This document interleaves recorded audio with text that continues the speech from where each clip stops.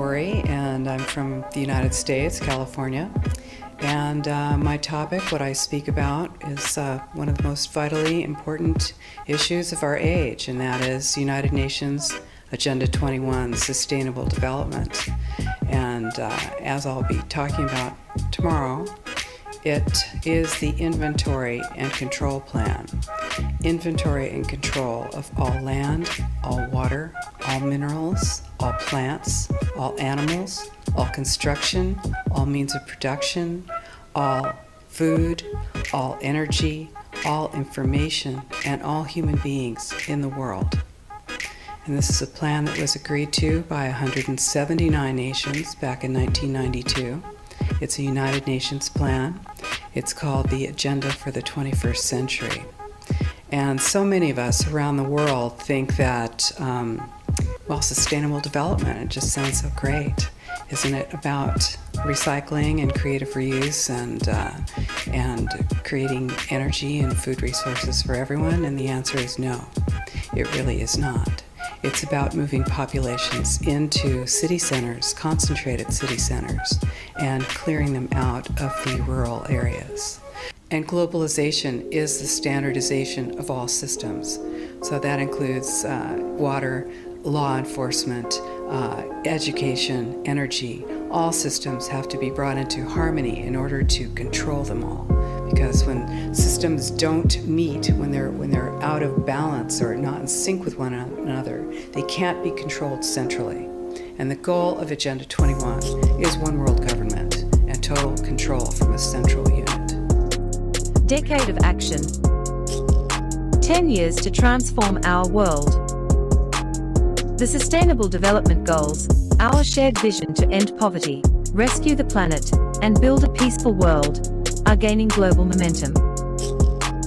With just 10 years to go, an ambitious global effort is underway to deliver the 2030 promise by mobilizing more governments, civil society, businesses, and calling on all people to make the global goals their own.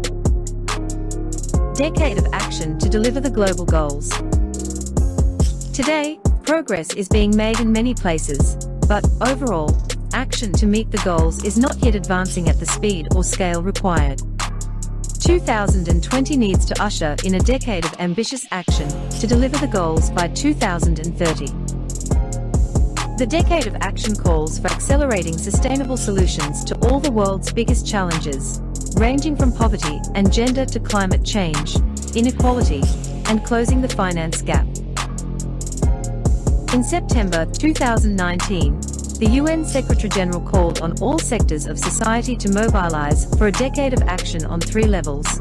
Global action, to secure greater leadership, more resources, and smarter solutions for the Sustainable Development Goals. Local action, embedding the needed transitions in the policies, budgets, institutions, and regulatory frameworks of governments, cities and local authorities. And people action, including by youth, civil society, the media, the private sector, unions, academia, and other stakeholders, to generate an unstoppable movement pushing for the required transformations. The COVID-19 pandemic and its impact on all 17 SDGs has shown that what began as a health crisis has quickly become a human and socio-economic crisis. While the crisis is imperiling progress towards the SDGs, it also makes their achievement all the more urgent and necessary. It is essential that recent gains are protected as much as possible.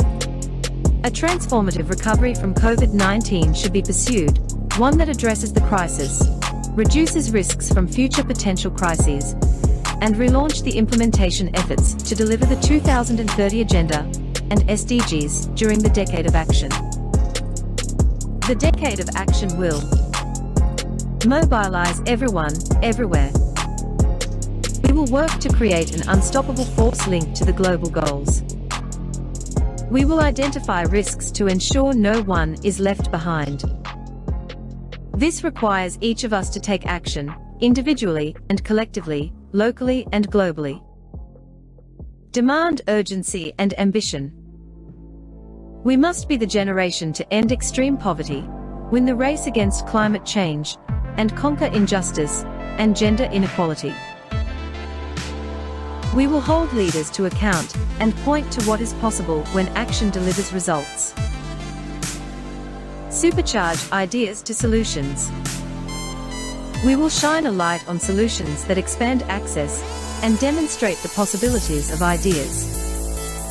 We will drive sustainable innovation, financial investments and technology, while making space in our communities and cities for young people to lead. Why we are hopeful. The spirit of human endeavor has demonstrated our shared ability to deliver the extraordinary. The 2030 Agenda is our roadmap for the world we all want. The global goals are our best hope for people, for planet, for prosperity, for peace and for partnerships.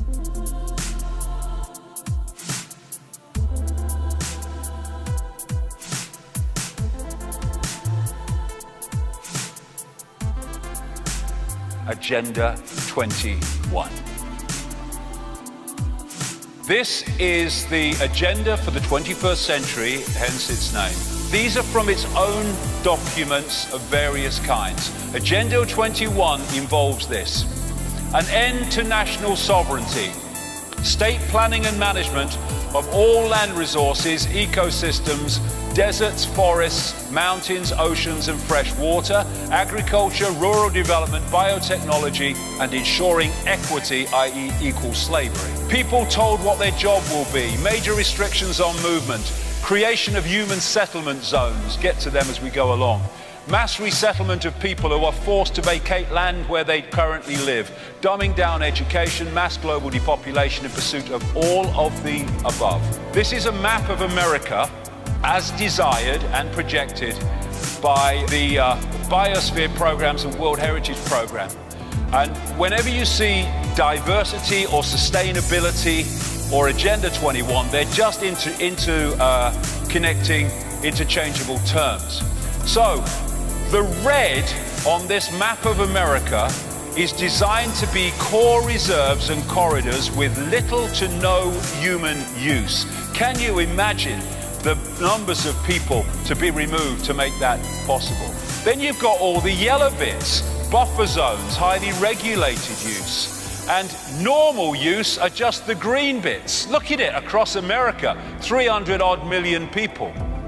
And the idea is to make vast areas of land, ban it from human use and human activity on the basis of saving the environment, when what it is taking it all over for the less than 1%.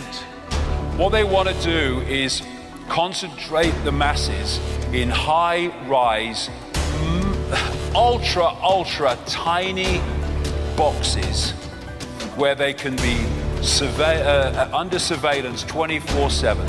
Now, get the people off the land. And so what they're doing, they're changing the laws and they're making economic changes which make it impossible for those that are not of the elite to stay on the land. And so what they're doing under Agenda 21, and America is the primest example, is they're just not funding rural communities.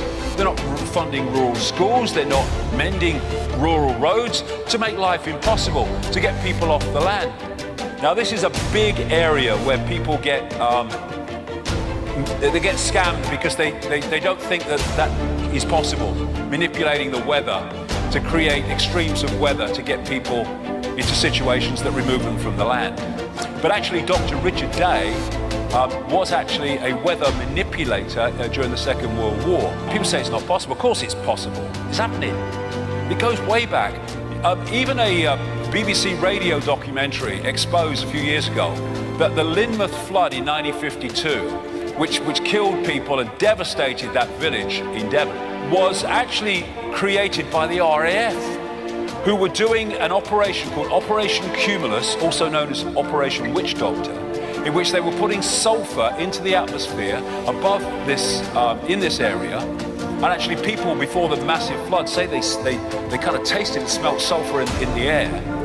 And what it did was create an enormous rainstorm, which created the flood, which created the Lynmouth disaster. This is 1996, an official US Air Force document.